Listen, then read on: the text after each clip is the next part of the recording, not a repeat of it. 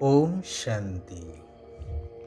रविवासरीय शुभ सकाळर शुभ बेलारे समस्त आध्यात्मिक प्रेमी महान आत्मा मानंकु हृदयर शुभ अभिनंदन जणाई आजिर प्रभु चिंतनर आलोचना परिसर को मु समस्तंकु सादर निमंत्रण जणाउछि। आजिर ई वस्तुवादी भौतिक दुनिया एपरी ही जाइछि जे समस्ते देह सर्वस्व भावना नहीं धाइछंती जे धाइछंती, काहारी को फुर्सत नहीं बुझिबाकू कि काहींकी धाउछु कहा पाई धाउछु। सृष्टि नाटकर अटल नियम अनुसार एही चक्र घूरी चलीछि। सत्य त्रेतया द्वापर कली पुनः कलिरु सत्य को जीवापाई परमात्म प्रिय कल्याणकारी पुरुषोत्तम संगम जुग जेउठारे भविष्य नूतन दुनियार प्राप्ति पाइबा पाई परमात्मा पुरुषार्थ करै थांती। स्वल्प अवधि समयर एही जुगरे पुनः सत्य जुग एहीपरि चारि जुग घूरी चलीछि अविराम गतिरे। एथिरे प्रत्येक आत्मारूपी अभिनेता भिन्न भिन्न नाम रूप शरीर रूपक वस्त्र धारण करी अभिनय करी चलीछंती आबहमान कालरू अर्थात सत्य जुगरू। तेबे कथा हेउछि एई जन्म मरण चक्र रे आसी आसी मनुष्य एही नाटकरे एपरि भावरे छंदी होई जाइछि जे निजर वास्तविक आत्मिक स्वरूप को भूली निजको शरीर बोली भावी सारिलेणी। एई व्यक्त शरीर व्यक्त दुनियार आकर्षण एक प्रकार जादू लगे देइछि समस्तंकु, जेउ कारणरू सारा मनुष्य सृष्टि आजि रोग शोक दुख भोग करी संपूर्ण अशांत जीवन जीउछंती। तेणु निराकार परमात्मा भगवान गीतार महावाक्य अनुसार एई व्यक्त दुनिया रे व्यक्त शरीरर आधार नहीं आसिछंती एक सत्य धर्म स्थापन करिवा पाई। जेहेतु आत्मा माने बहु कालरू देहर बंधन रे रही आसिछंती, तेणु एई स्वल्प अवधिर कल्याणकारी पुरुषोत्तम संगम जुगरे सारा पुरुणा विकर्म आउ पापर हिसाब किताब को चुक्त करी भविष्य सत्य जुगी श्रेष्ठ दुनियार श्रेष्ठ भाग्य गढ़िबा पाई तीव्र गतिर पुरुषार्थ करिवार आवश्यकता ही रहिछि। तेणु अव्यक्त बाप दादा उड़ीबा कलार अनुभव करिबा पाई दुईटी कथार संतुलन रखिबार उपदेश देउछंती, यथा ज्ञानयुक्त भावना एवं स्नेहयुक्त जोग।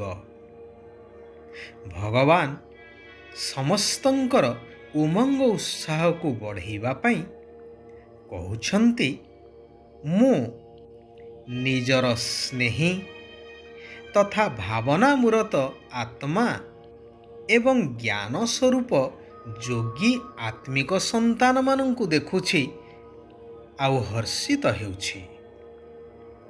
एमाने मोर प्रिय मध्य अटंती।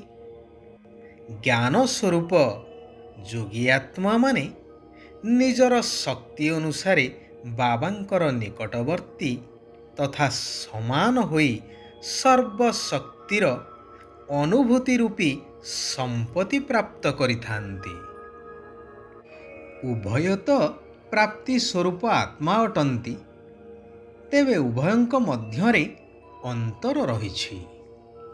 स्नेही एवं भावना मूरत आत्मा माने बाबांक ठारू स्नेहर ଅନୁଭବ କରିଥାନ୍ତି, ଶକ୍ତିର ମଧ୍ୟ ଅନୁଭବ କରିଥାନ୍ତି, କିନ୍ତୁ ସଦାକାଳର ଏବଂ ସର୍ବଶକ୍ତିର ଅନୁଭବ କରିନଥାନ୍ତି।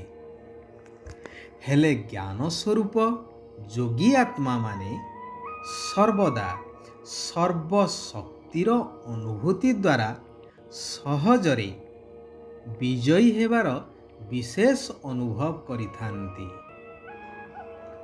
ସମସ୍ତେ ତ ପୁରୁଷାର୍ଥରେ ବୃଦ୍ଧି ପ୍ରାପ୍ତ କରିଚାଲିଛନ୍ତି, ହେଲେ କେବଳ ଯୋଗୀ ଆତ୍ମାମାନେ ହିଁ ସର୍ବଦା ଅଚଳ ଅଟଳ ସ୍ଥିତିର ଅନୁଭବ କରିଥାନ୍ତି।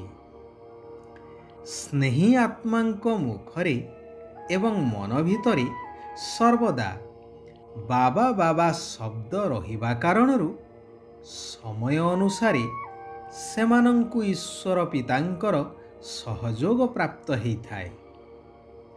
କିନ୍ତୁ ଜ୍ଞାନୀ ଯୋଗୀ ଆତ୍ମାମାନେ ଭଗବାନଙ୍କର ସମାନ ହେବାର ପାଖାପାଖି ହେଇଥାନ୍ତି, ଅର୍ଥାତ୍ ବାପ ସମାନ ହେବାର ଅନୁଭବୀ ହୋଇଥାନ୍ତି।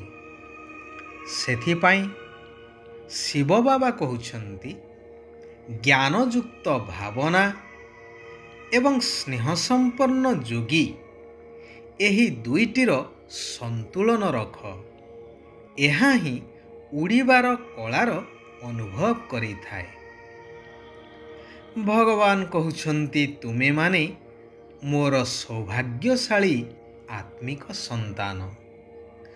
ମୋ ସମାନ ହେବାର ଲକ୍ଷ୍ୟ ରଖିଥିବା ମହାନ ଆତ୍ମା, ସର୍ବଦା ଅଚଳ ଅଟଳ ସ୍ଥିତିରେ ରହୁଥିବା ବିଶେଷ ଶ୍ରେଷ୍ଠ ସନ୍ତାନ ଅଟ। ଶିବ ବାବା କହୁଛନ୍ତି, ସହଜ ଯୋଗୀ ତାଙ୍କୁ କୁହାଯିବ ଯିଏ ସର୍ବଦା ଗୋଟିଏ ଛୋଟ ବାକ୍ୟକୁ ନିଜ ଭିତରେ ସମାହିତ କରିଥାନ୍ତି କି ବାବା ମୋର ଏବଂ ମୁଁ ବାବାଙ୍କର। କାରଣ କଥାରେ ଅଛି ନା, जहाँ राम है वहाँ काम नहीं और जहाँ काम है वहाँ राम नहीं। अर्थात तुमे जदि सर्वदा मोते साथी करिब, अर्थात मु तुमर साथी रे सर्वदा रहिबी, तुमे मोते सर्व संबंधरे निज स्मृति रे रखिब, तेबे माया बा पंच विकार तुम पाखकु आसी पारिब नाही। जदि जानिगल कि मोते बाबांको निकटरे ही रहिबार अछि, एहा ही मोर लक्ष्यस्थल, तेबे कर्मधंदा करिबा समय मध्य बुद्धि कर्मधंदा भितरे लगेई रखिबा व्यतीत मो सहित बुद्धि को लगेई रखिबा दरकार, जद्वारा कर्म सुकर्म हेबा सहित सदा काल पाई माया विदाय नहीं जीव तुमठारु। तुमर भाग्य जाग्रत होई भविष्य नूतन सत्ययुगी दुनिया रे श्रेष्ठ पद प्राप्त होई पारिबो। बाबा कहउछंती, मोह रूपक सूक्ष्म सूता को समाप्त करी उड़ीबार कलारे उड़ुथिबा संपूर्ण फरिश्ता हुआ। पुराना दुनिया सहित कौनसी संपर्क न रहू। ई दुनियार कौनसी भी विनाशी पदार्थ देह देहर संबंध आदि ता आड़कू आकर्षित न करू। मन द्वारा अर्थात संकल्प द्वारा शक्तिर एवं कर्म द्वारा गुणर दान देवा ही महादानी हेबा। अच्छा, आजी पाई एठारे आमे माने विराम नेबा। सारा विश्वर आत्मा मानंकर कल्याण हेउ, समस्ते सुख ଆଉ ଶାନ୍ତିର ଅନୁଭବ କରନ୍ତୁ। ଓମ୍ ଶାନ୍ତି। ଓମ୍ ଶାନ୍ତି। ଓମ୍